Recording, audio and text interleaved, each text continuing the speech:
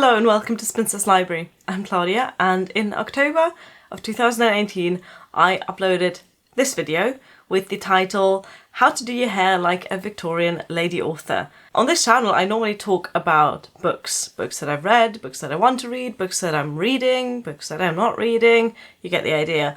And this hair tutorial video was in the context of an event called Victober, where lots of people read Victorian literature.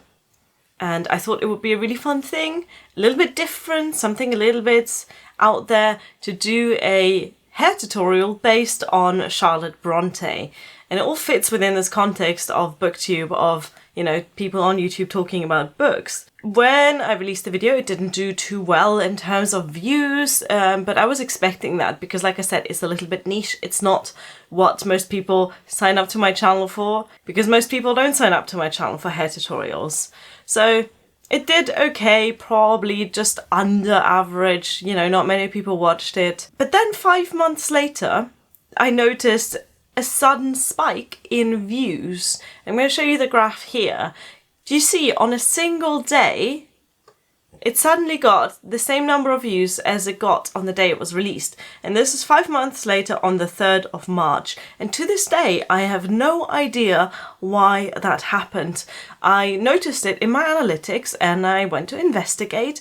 I couldn't find anyone linking to my video. I couldn't find any shout outs that would explain this sudden spike in popularity.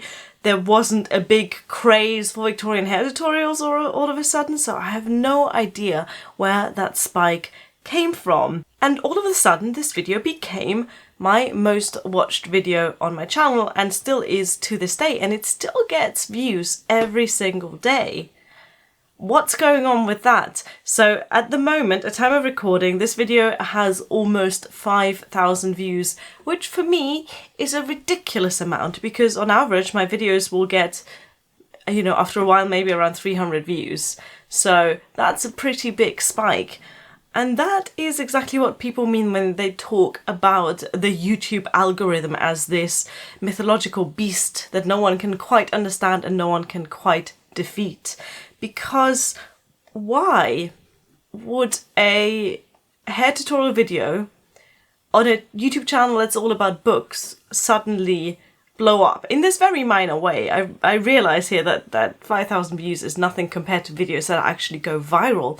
But for my channel and for the typical viewership of my channel, that is a lot. So at some point YouTube just decided that it was going to recommend my video to other people. It was going to suggest it, was going to put it on the homepage and put it on in people's suggested videos boxes, and that drew people to watch this video. Very random. But this prompted me to look at other videos on my channel and see how they rank in popularity. So here you can see my most popular videos ranked by number of views, and right there at the top is the Victorian hair tutorial video. But then if you look at the next two, they're also not about books. There's a rant about Brexit and a sort of day in the life vlog of my day-to-day life as a PhD student. These two things are also not about books, and they are my 3 most popular videos. Now, this is giving me a bit of an identity crisis. Does that mean that I should stop talking about books and start talking about Brexit, hairstyles, and PhD life?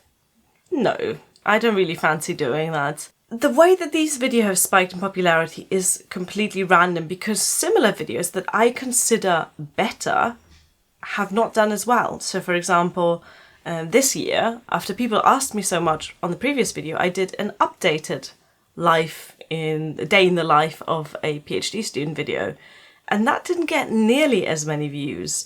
Similarly, this year I did another hair tutorial, one that's based on Virginia Woolf, and again, that didn't do well at all. And both of those videos I consider much better in quality than the original two that for some reason became really popular. So I think the takeaway from this is that YouTube is very random and very fickle, and that trying to play the algorithm is going to be pointless in most cases because it seems so random. Now, booktube is a relatively small part of the whole of YouTube.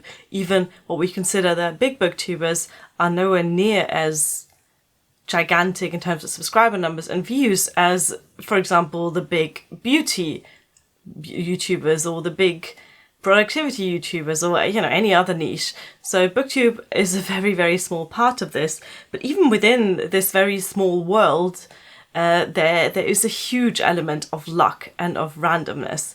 So I guess what I want to say is don't try and play the algorithm, because it probably won't work, and just be aware of this random factor of how YouTube works. The other interesting thing when you look at these really big videos on my channel, like the ones that did extraordinarily well, is that they didn't get me a huge number of subscribers. And that totally makes sense, because if you click on a video about Brexit and you check out the other videos on that channel and they happen to be about books, you're probably not that interested in that channel. If you click on a hair tutorial, you know, you might enjoy the hair tutorial or not, but you're probably not going to subscribe to the channel if all of the other videos are not hair tutorials. So there is something to be said for sticking to what you know.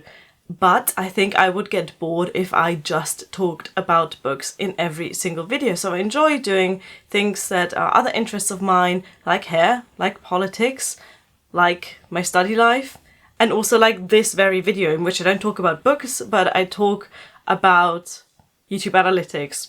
So there you go, it's all gone a bit meta. Thank you for watching. Bye.